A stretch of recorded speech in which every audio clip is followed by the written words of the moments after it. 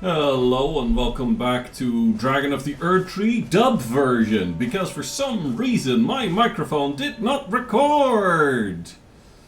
So, I am going to dub over my gameplay activities here and probably cut out some of the boring bits. The first thing I'm gonna do is investigate this strange ruin on top of these rocks.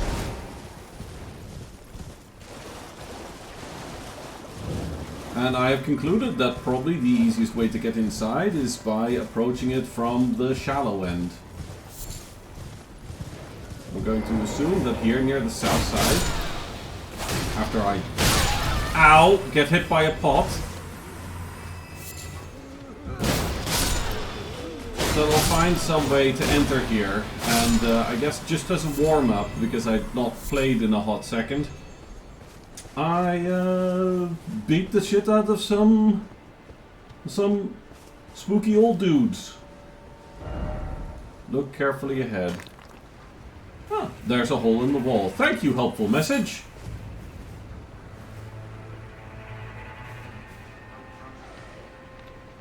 And there's a Dooger.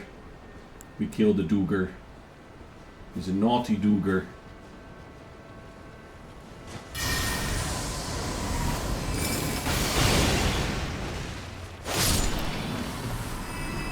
But I detect danger. In fact, I hear another Dooger, and I see another Dooger around the wall. Clearly there's more Dooger.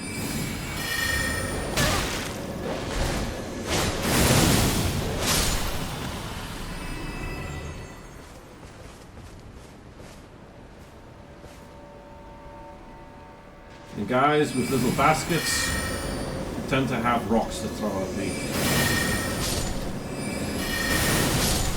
Am I wasting a bunch of mana? Yes, I am. Ain FP. Who cares? It's the blue bar. We all know what it does. It does the magic thing. I don't want them chucking rocks at me.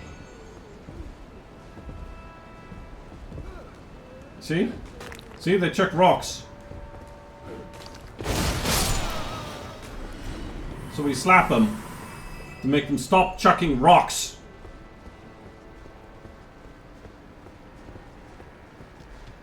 And this is disorienting.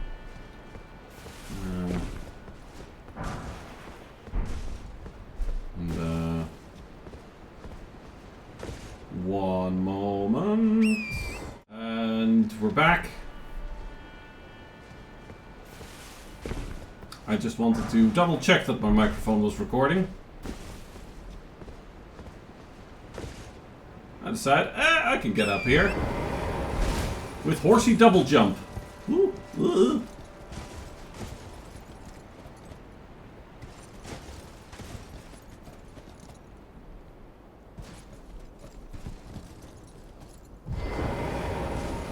Yeah. Like, I wander around, kill some dudes, and then I head for the main objective. I'm very slow and cautious and careful through here. I'll get back to you when something exciting happens.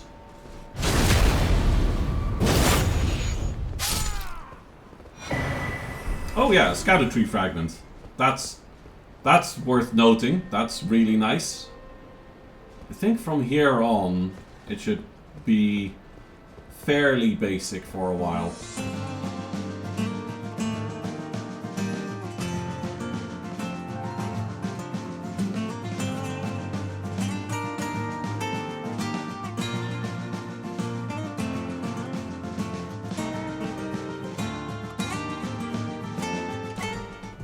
So here I enter the main part of the settlement. I decided to get my spells ready because I remember from last episode that there was one of those horned knights up here.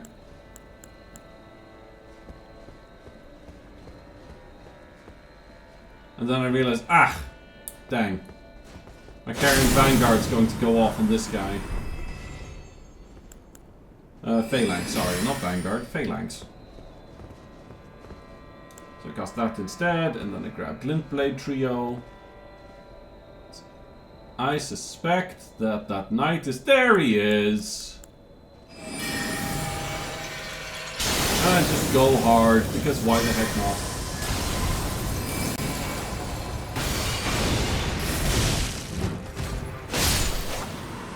Boom. Overly cautious? Perhaps. But sometimes you just... It's just so satisfying to go hard.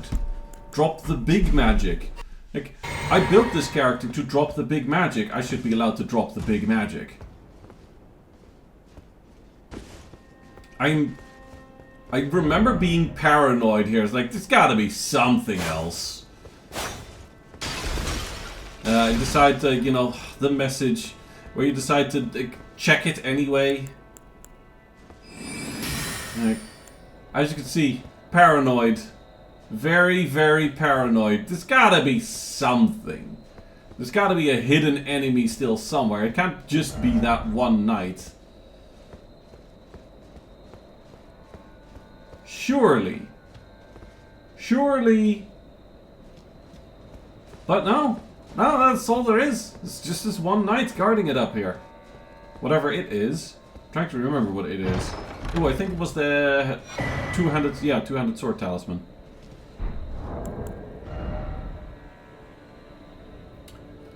Enhanced attacks with two-handed weapons. Yeah. It's very simple in what it does, but what it does is pretty nice.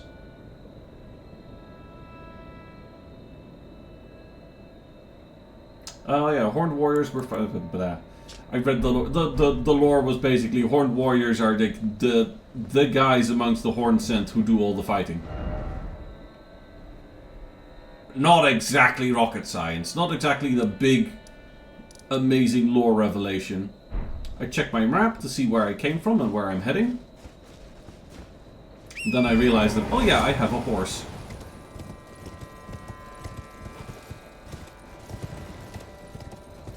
Time to go investigate and be...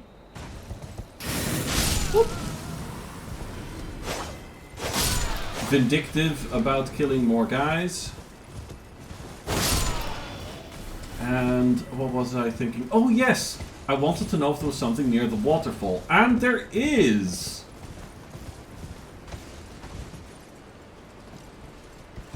There we go. Revert Spirit Ash. So I found a Erdtree fragment, I found a Revert Spirit Ash, and I picked up a pretty useful talisman. Now... let's see. Now I'll probably skip ahead to the next point. There's something exciting, because here I just investigate the river and then decide to head north instead.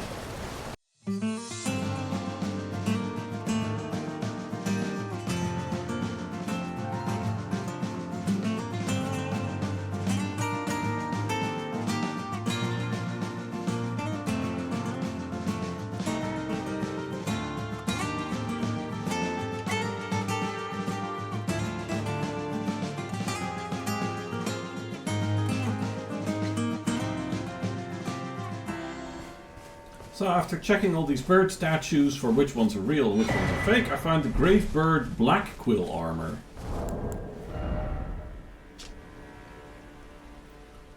So this one is slightly different from the one I found previously because it apparently enhances jumping attacks. So I have one that is blue quills. This one is black quills. And enhances jumping attacks. So it's probably better. Actually, I don't know if I don't remember if the blue quill has a special effect as well. I decide that that jump is not survivable. And also, I hear a scarab.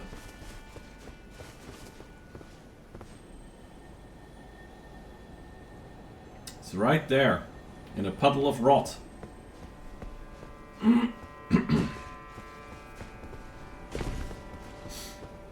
But first, that means I'll have to go through this passage that is guarded by a whole bunch of bug friends on high cliffs. I know what that means.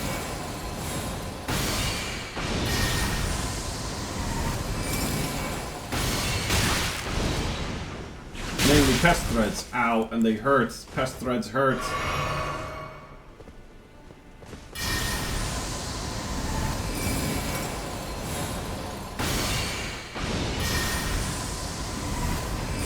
Thankfully, not all of them seem to be shooting pest threads.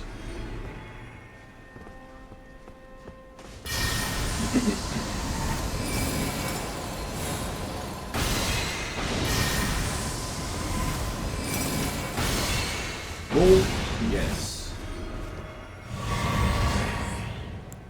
Now I'm thinking, okay, if I wait for those ones to patrol away, then I can sneak past them, behind them. Behind their little centipede butts. And run, run, run, run, run, run, run, run, run. Then loot whatever is up here. Preserving boluses, which makes me going, oh no. Please no. I don't like rot. I completely failed to notice an enemy earlier that is actually very close to here. I am entirely focused on that scarab and its presumed guardian. I just don't see him. I am entirely focused on that centipede, and you might already know what I'm talking about. If you paid attention to the screen, you will have noticed. Not me. I am entirely focused on this secretly sneaky little centipede man over here that I thought like, ooh, I am so clever spotting this guy. Knowing what to look for, spotting him ahead of time, that I completely missed the most obvious enemy.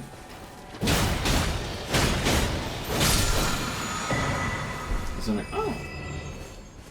Ash of War, the poison flower blooms twice. That's interesting. And here I open my menu, not noticing, meanwhile, that, oh shit! I noticed just in time. Just in time I noticed that there's something wrong. And I flee. So spooked, so startled. I'm like, please no. I have no beef with you, good sir.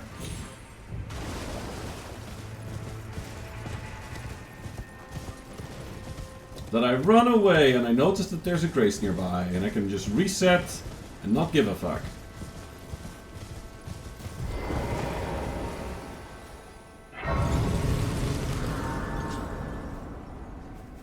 Don't even see him anymore. It doesn't matter. I reset now. It doesn't matter where he was.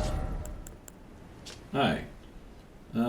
Conjures a stinger of scarlet rot from below to stab the enemy. Landing a follow-up attack on the foe already inflicted with poison or rot deals massive damage in one fell swoop. I conclude that is something useful for Sylvie, not really part of Avis's arsenal. And then I waffle on about needing to get Sylvie here, but not really feeling like double playing like everything of the DLC up till now. I already messed the quest line up for both characters, so does it really matter? I could just rampage over here and get it with Sylvie, and I waffle on, and then I start speculating about how to get up there, and conclude that maybe there's something at the end of this valley. Following the river. Following the rivers in Elden Ring usually lets you find something, and then it's like, oh, I see something really big and scorpion-y over there.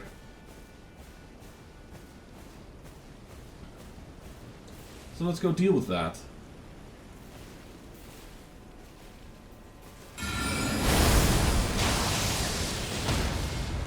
These scorpions, they're everywhere, but they also are surprisingly weak. Despite how big they are, you'd think that they'd be tougher. Generally speaking, if an enemy is very large, they are also quite sturdy. But the scorpions, not so much. And then there's a bunch of big flying scorpions actually patrolling the river.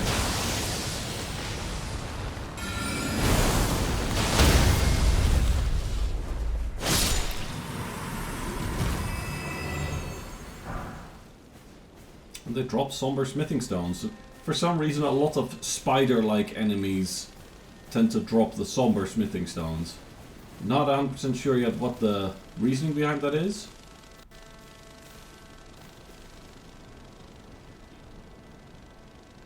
Like, clearly, if Miyazaki puts this many enemies in an area, that's gotta mean something, right? They have to be guarding something relevant.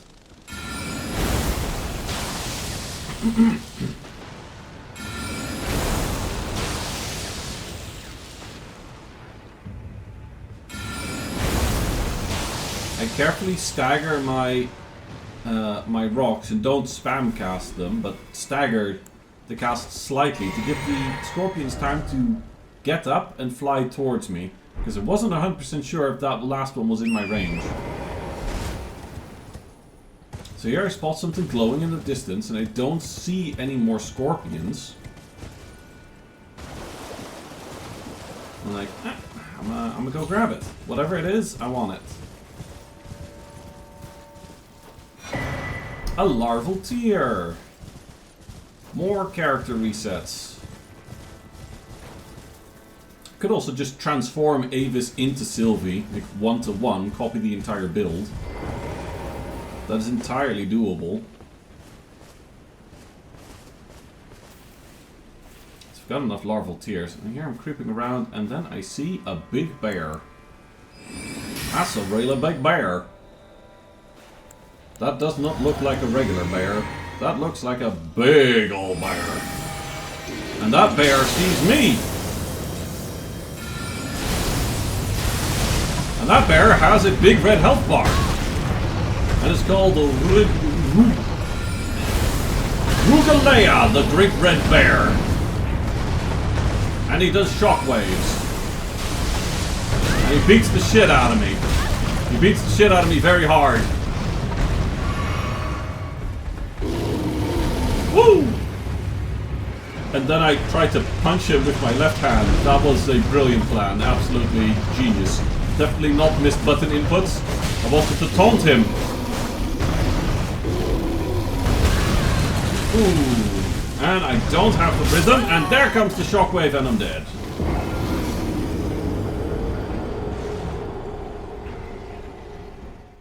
Then I drop most of a level up there. I'm like, well shit, now I gotta get it back. And I gotta get revenge on this big red bear.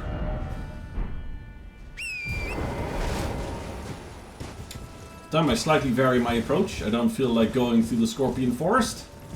So instead I go through over the other bank. And then I realize that, you know, on one side in the river and in the forest, on the other side the scorpions, and on this side there's bears. Uh-oh, I was spotted by a bear. Keep running. Assume that the masonry will confuse them. Keep running!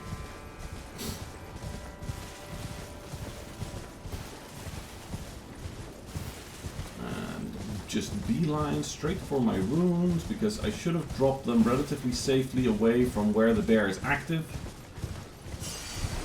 Like, well, I can summon a friend, so why the heck not?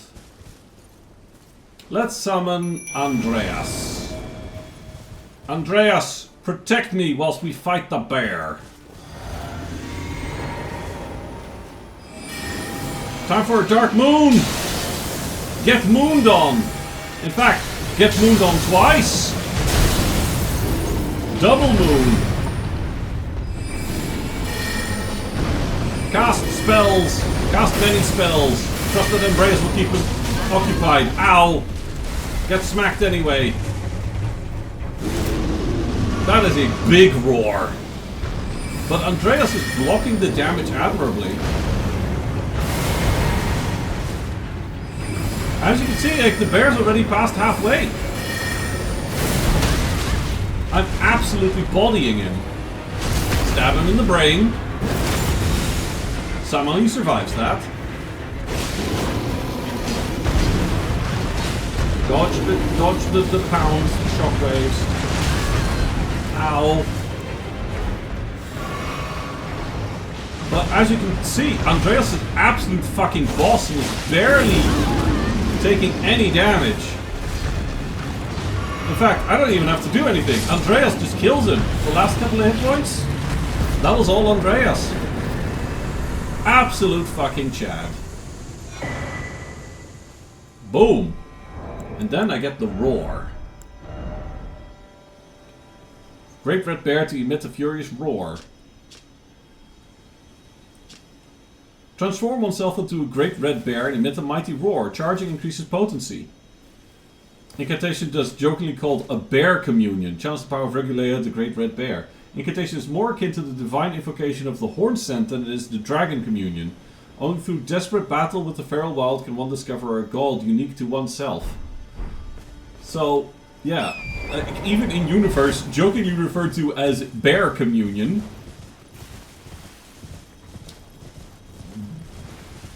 Dragon spells? Bear spells! Because sure, why not?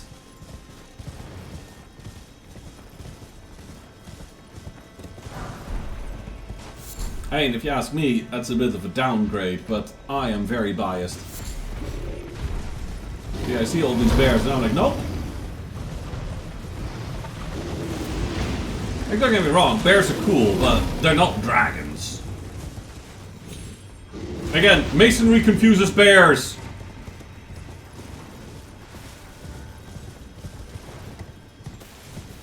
That is my headcanon, you cannot convince me otherwise.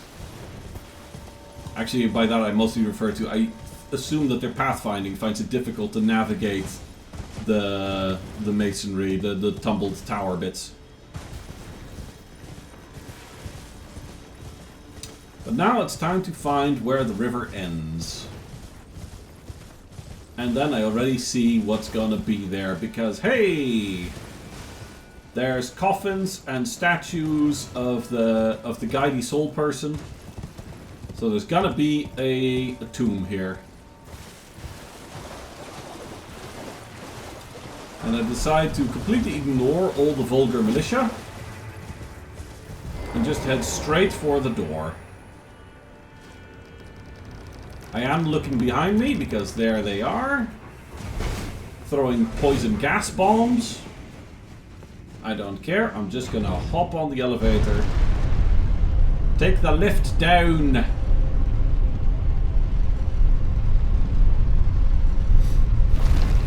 Tag the Grace and end the episode there. That's the plan. Do I do the level up first? I think I do the level up first.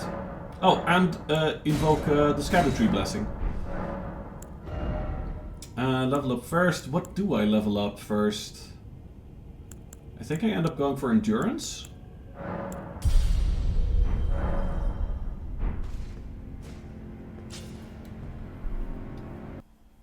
Ah, well, and that was the end of the episode. I'll see you in the next one.